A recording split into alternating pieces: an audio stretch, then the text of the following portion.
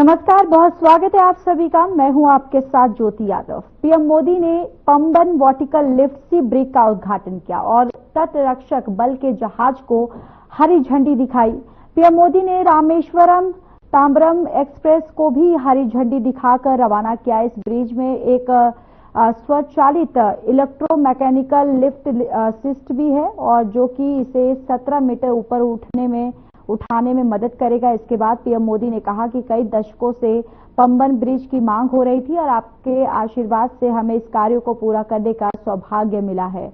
कई लोगों के जीवन पर इसका सकारात्मक प्रभाव पड़ेगा। तो वहीं तमिलनाडु में बुनियादी ढांचे का विकास सरकार की सर्वोच्च प्राथमिकता है। पिछले एक दशक में तमिलनाडु के लिए रेल बजट में 7 गुना से अधिक की वृद्धि की गई है।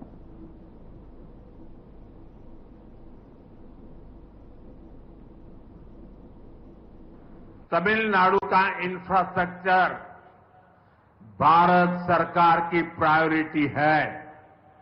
बीते एक दशक में तमिलनाडु का रेलवे बजट 7 टाइम्स से ज्यादा इंक्रीज किया गया है।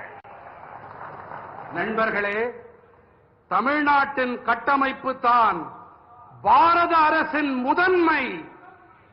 கடந்த 10 ஆண்டிலே தமிழ்நாட்டின் ரயில் துறை பட்ஜெட்டிலே 7 மடங்கிற்கும் அதிகமான அதிகரிப்பு செய்யப்பட்டிருக்கின்றது. इसके बावजूद भी कुछ लोगों को बिना कारण रोते रहने की आदत है, वो रोते रहते हैं। இவற்றையெல்லாம் செய்த பிறகும் கூட சிலர் அழுது கொண்டே இருக்கிறார்கள்.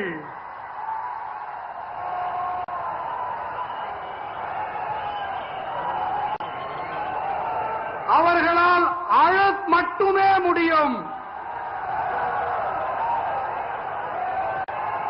அவர்கள் அழுதுவிட்டு போகட்டும்.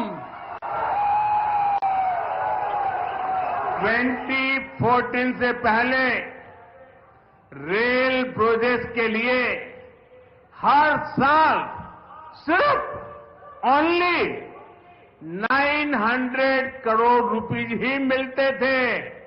और आपको पता है उस समय इंडियन एयरलाइंस के मुख्य कर्ता धर्ता कौन थे, ये आपको पता है। इस वर्ष तमिलनाडु का रेल बजट 6,000 करोड़ रुपए से ज्यादा है। भारत सरकार यहां के 77 रेलवे स्टेशन को मॉडर्न भी बना रही है। इसमें रामेश्वरम का स्टेशन भी शामिल है। Feel blessed that I could pray at the Ramanath Swamy temple today. On this special day, I got the opportunity to hand over development project worth 8,300 crore rupees. These rail and road projects will boost connectivity in Tamil Nadu. I congratulate my brothers and sisters in Tamil Nadu for this project. साथियों, देश भर में कई राज्यों ने मातृभाषा में डॉक्टरी की शिक्षा आरंभ की है। अब गरीब से गरीब मां का बेटा बेटी भी जिसने अंग्रेजी नहीं पढ़ी है वो भी डॉक्टर बन सकते हैं। मैं भी तमिलनाडु सरकार से आग्रह करूंगा कि वे तमिल भाषा में डॉक्टरी के कोर्सेज चालू करें ताकि गरीब मां के बेटे बेटी भी डॉक्टर बन सके।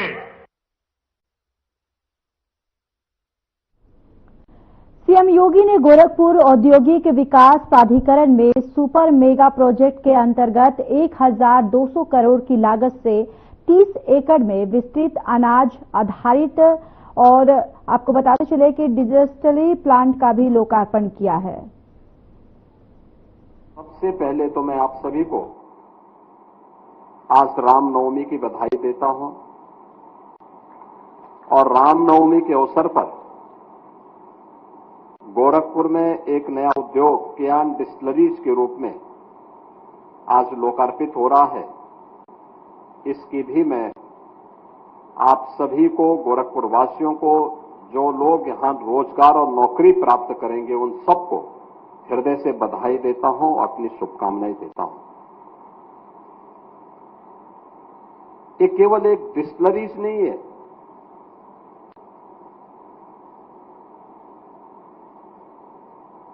याद रखना, ये डिस्टिलरीज का मतलब वह नहीं, शराब फैक्ट्री नहीं होता है।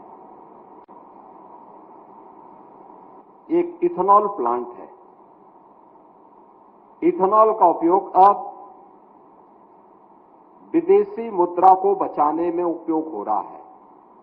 डीजल और पेट्रोल के बदले अब गाड़ियां ही नहीं, एरोप्लेन भी इससे संचालित होंगे। इस प्रकार का फाइन इथेनॉल के निर्माण की कार्रवाई अब प्रारंभ हो गई है।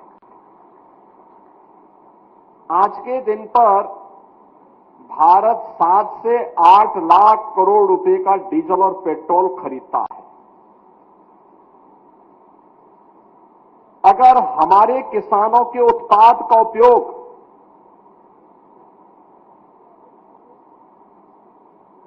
उनके प्रोडक्ट का उपयोग हम इथेनॉल बना करके और उस रेक्टिफाइड इथेनॉल के माध्यम से और स्पिरिट के माध्यम से हम डीजल और पेट्रोल का स्थान ले लें, तो एक तो विदेशी मुद्रा की बचत होगी, किसान समृद्ध होगा, और किसान समृद्ध होगा, अन्नदाता किसान समृद्ध होगा तो देश समृद्ध होगा। युवाओं को अपने ही घर में नौकरी और रोजगार प्राप्त होगी। और उसका एक नया अभियान है, एक कियान डिस्टिलरीज। रेक्टिफाइड स्पिरिट बनेगी जो मॉडर्न मेडिसिन में और दवाओं में बहुत सारी उसमें उपयोग में आएगी। उत्तर प्रदेश ने पिछले 8 वर्ष में एक डबल इंजन की सरकार है। इससे पहले देश के अंदर एक कार्य नहीं होता था, लेकिन प्रधानमंत्री मोदी जी के आने के बाद अन्नदाता किसानों के हित को ध्यान में रखते हुए उन्होंने देश के अंदर जो वेस्ट खाद्यान्न था, यानी जो सड़ गल जाता था, उससे सरप्लस जो गन्ना था उससे इथेनॉल बनाने के कार्यक्रम को अनुमति दी। और आज परिणाम क्या है? उत्तर प्रदेश केवल 42 लाख लीटर इथेनॉल पहले बनाता था, आज हम बना रहे हैं 177 करोड़ लीटर इथेनॉल का प्रोडक्शन आज के दिन पर उत्तर प्रदेश हो रहा है। और इसका ज्यादातर उपयोग हम लोग डीजल और पेट्रोल के साथ उसको ब्लेंडिंग करने में उपयोग कर रहे हैं और उसके माध्यम से विदेशी मुद्रा की बचत देश के अंदर की जा रही है। कियान डिस्टिलरीज भी उसका एक माध्यम है। अभी पहले चरण में यहां 3.5 लाख लीटर प्रतिदिन का उत्पादन होगा और इसे बढ़ करके 5 लाख लीटर तक जाएगा। मैं इसके लिए विनय कुमार सिंह जी को, कियान डिस्टिलरीज से जुड़े हुए सभी जितने भी उन प्रबंध समिति से जुड़े हुए उनके पदाधिकारी हैं, सदस्य हैं, उन सबको हृदय से मैं बधाई देता हूं। गीडा प्रशासन को इसके लिए धन्यवाद देता हूं। मुझे अच्छा लगा, यहां के लोगों को यहां पे नौकरी मिल रही है। अभी देखा मैंने, 2 बेटियों को मैंने यहां पे सर्टिफिकेट दिया, वे दोनों गोरखपुर की हैं। यहां के नौजवानों को मैंने देखा, सब यही गीडा और आसपास के क्षेत्रों के रहने वाले हैं। लेकिन जब स्थानीय लोगों को नौकरी और रोजगार मिलती है तो उनको खूब मेहनत से काम करना चाहिए, खूब मेहनत से काम करना चाहिए, जिससे उनकी नौकरी में और उनके रोजी रोजगार में कोई प्रश्न चिन्ह न लगाने पाए। दूसरा, किसानों को अतिरिक्त आमदनी करने का एक माध्यम मिलेगा। जैसे हम राइस मिल में जाते हैं, टूटा चावल वहां मिल जाता है, कोई उपयोग नहीं हो पाता है। गेहूं खराब हो जाता है, अन्य खाद्यान्न मकई खराब हो जाता है। आप लेकर के आइए, यहां ये लोग खरीदेंगे। पराली, आप अनुमान करिए, अभी पराली का ये लोग यहां पे उपयोग करेंगे। किसान को 10 रुपया प्रति क्विंटल के हिसाब 10 रुपये के हिसाब से किसानों को इसका पैसा उपलब्ध करवाने जा रहे हैं। यानी 10 रुपये के हिसाब से किसान को यह भुगतान करेंगे तो अन्नदाता किसान को दोगुनी कीमत यानी कई गुना पैसा, यानी आम के आम और गुठली के भी दाम, इसी को कहते हैं कि धान भी आप लेंगे और पराली का अतिरिक्त दाम भी आपको मिलेगा। और अब तो मशीन आ गई है जो उसके बांधने की प्रक्रिया के साथ उसको जोड़ रही है। ऐसे ही जितना भी रॉ मटेरियल है, जैसे अभी गेहूं की कटाई हो रही है, जितना भूसा में उपयोग करना है उपयोग करिए, शेष जितना भी डंठल बचता है उसको उपयोग करके डिस्टिलरी उसको खरीद लेगी, लेकिन आपको उसकी प्रक्रिया के साथ जुड़ना पड़ेगा। उसके लिए समितियां गठित करनी पड़ेंगी, उतना सप्लाई करने के लिए अपने आप को जोड़ना पड़ेगा। और वैसे भी सरकार भी बड़े पैमाने पे इनके लिए खाद्यान्न आवंटित करती है, उसके माध्यम से ये लोग डिस्टिलरीज को संचालित करते हैं, उसको आगे बढ़ाते हैं। 2000 से अधिक 1200 करोड़ रुपए की लागत से तो डिस्टिलरीज बनी है और 2000 से अधिक लोगों को प्रत्यक्ष और इतना ही अप्रत्यक्ष रूप से यहां पे नौकरी और रोजगार के साथ जुड़ेंगे। बहनों और भाइयों, ये वही गीडा है जहां पर पहले सरकार ने बनाया, घोषणा तो किया, लेकिन उद्योग लगाने को कोई तैयार नहीं थे, विवाद ज्यादा थे, काम नहीं था, कोई सुविधा नहीं थी। देखते ही देखते पिछले 8 वर्ष के अंदर हम लोगों ने 15,000 करोड़ रुपए से अधिक के निवेश को यहां पर लाए हैं। 50,000 से अधिक लोगों को अकेले गीडा में नौकरी मिली है, यहां के नौजवानों को मिली है। और अब तो गीडा प्रशासन ने यहां पे स्किल डेवलपमेंट के लिए नायलेट की भी एक शाखा यहां पर प्रारंभ कर दी है, जिसके माध्यम से कंप्यूटर की अत्याधुनिक पढ़ाई के लिए डिप्लोमा, सर्टिफिकेट कोर्सेज की व्यवस्था यहां पर की है। जो लोग यहां पे ट्रेनिंग लेंगे कैंपस सिलेक्शन के माध्यम से, यही कि किसी न किसी उद्योग में, किसी न किसी प्रतिष्ठान में उनको यहां पर लगाया जा सकता है।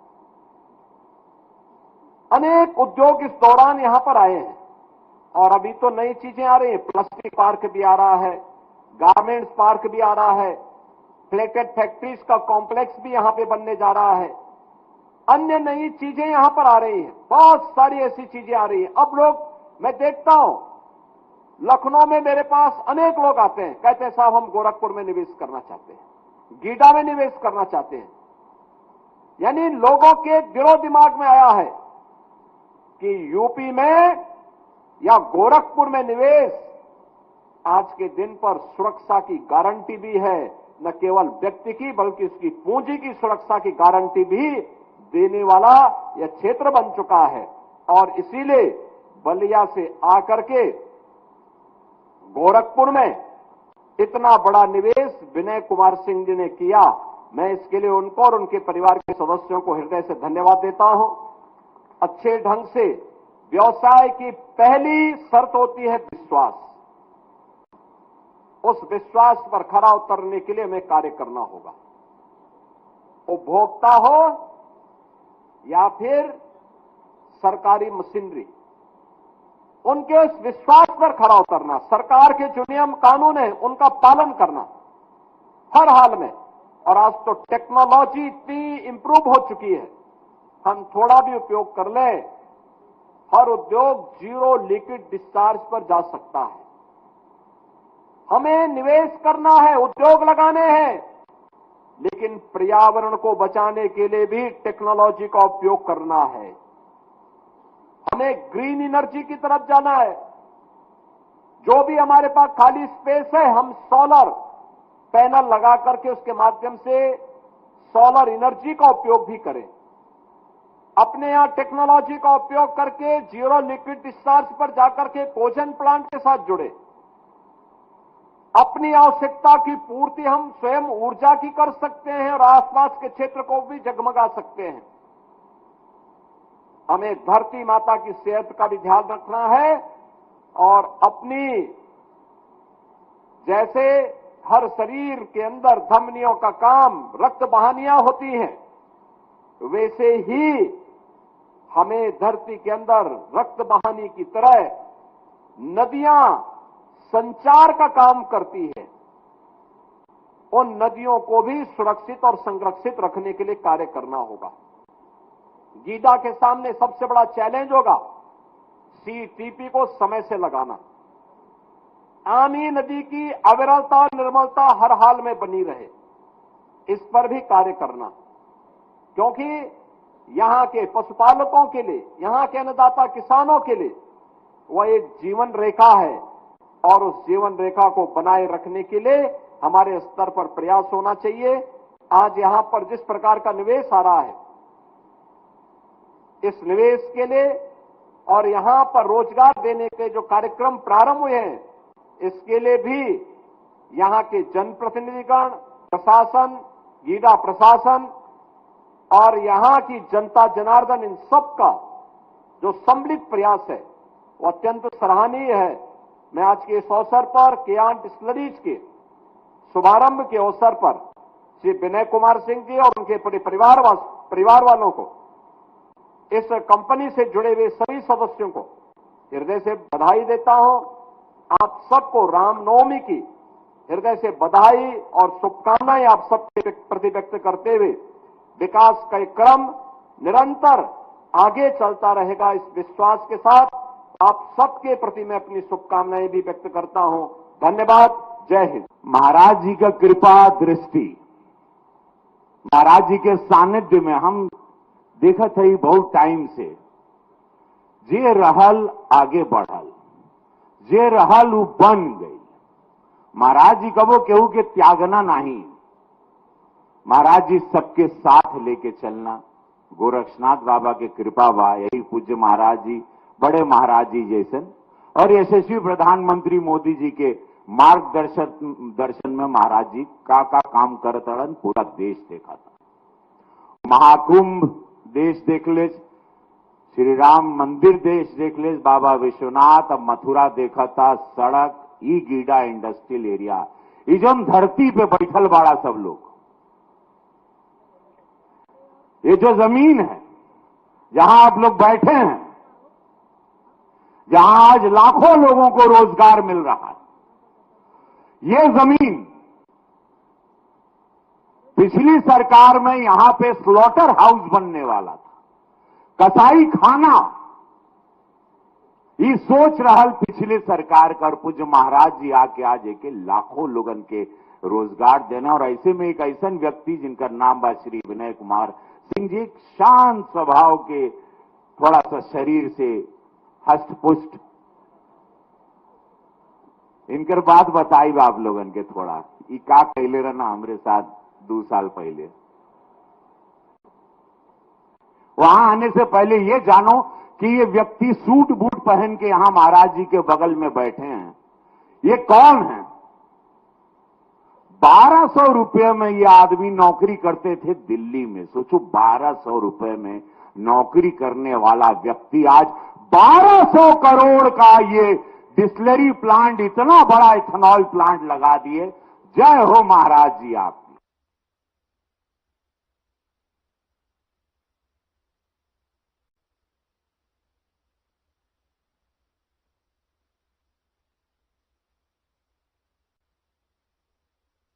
चैत्र नवरात्रि की पावन नवमी तिथि के अवसर पर गोरखनाथ मंदिर में मुख्यमंत्री योगी आदित्यनाथ ने कन्या पूजन किया। इसके साथ ही सीएम योगी आदित्यनाथ ने मीडिया को भी संबोधित किया है।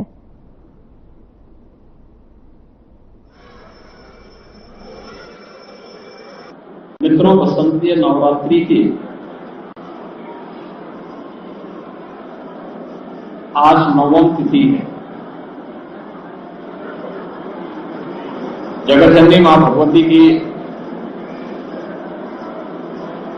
सिद्धि प्रदान करने वाली पावन तिथि।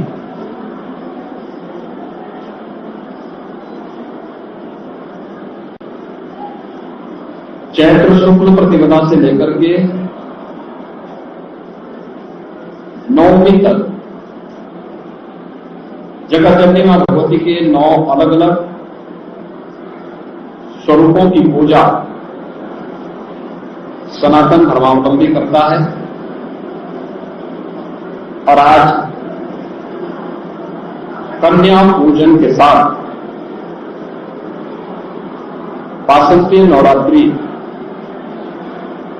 का यह कार्यक्रम अब समारोह की ओर जा रहा है।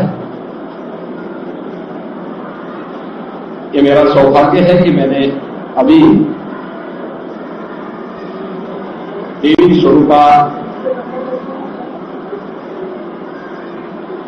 कन्याओं के पूजन का कार्यक्रम अभी यहां पर संपन्न किया है। वे सभी प्रसाद पा रही हैं।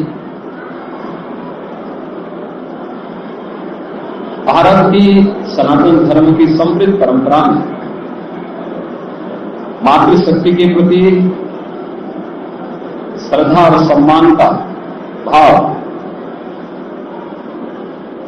कितना प्रगाढ़ है, उसका यह उत्कृष्ट रूप हम सबको वासंतीय नवरात्रि और शारदीय नवरात्रि के रूप में देखने को मिलता है, जिसकी शुक्ल पक्ष की प्रथम 9 तिथियों में जगतजननी मां भगवती के अलग अलग स्वरूपों की पूजा करके प्रत्येक सनातन धर्मावलंबी मातृशक्ति के प्रति अपनी श्रद्धा भाव को व्यक्त करता है। और वह परंपरा पूरे देश के अंदर आज 9वीं की तिथि पर बालिकाओं के सम्मान, उनके प्रति श्रद्धा भाव और उनके पूजन का कार्यक्रम हर सनातन धर्मावलंबी के घर में देखने को मिल रहा होगा। और बड़ी श्रद्धा भाव के साथ लोग इस कार्यक्रम के साथ जुड़ रहे हैं। यह पवित्र भाव हमारे जीवन में सदैव बना रहे। प्रत्येक नागरिक का एक दायित्व बनता है। इसीलिए आज सरकार ने भी मातृशक्ति की सुरक्षा के लिए, उनके सम्मान के लिए, उनके स्वावलंबन के लिए नए कार्यक्रम प्रारंभ किए। प्रधानमंत्री मोदी जी ने बेटी बचाओ बेटी पढ़ाओ से लेकर के मातृ वंदना के कार्यक्रम, नारी वंदन अधिनियम के माध्यम से उनकी सशक्त उपस्थिति विधायिका के मंचों पर भी हो, जीवन के प्रत्येक क्षेत्र में हो, इसके लिए देश की संसद ने भी एक अधिनियम पारित कर दिया है। दैनिक जीवन में भी व्यक्ति हो या परिवार, समाज हो या राष्ट्र, सभी लोगों का एक दायित्व बनता है कि वे बेटी और बेटी के बीच में भेदभाव न करें, महिला और पुरुष के बीच में कोई भेदभाव न हो, किसी भी प्रकार के अन्याय और अत्याचार और शोषण का शिकार बेटी, बहन या मातृशक्ति का कोई भी रूप हो वह न होने पाए। यह हर व्यक्ति को, समाज को और पूरे देशवासियों को इस बात को समझना चाहिए। तभी हम एक सशक्त और समर्थ भारत की परिकल्पना को साकार कर पाएंगे। आज की स्थिति पर मैं जगतजननी मां भगवती के श्री चरणों में नमन करते हुए देवी स्वरूपा इन कन्याओं के पूजन के साथ मुझे जुड़ने का अवसर प्राप्त हुआ है। मैं वासंती नवरात्रि की हृदय से बधाई पूरे प्रदेशवासियों को देता हूं। बुलेटिन में मेरे साथ इतना ही, पर अब वक्त हो चला है डॉक्टर राकेश गुप्ता के साथ हमारे खास कार्यक्रम प्लस माइनस का। दोस्तों, नरेंद्र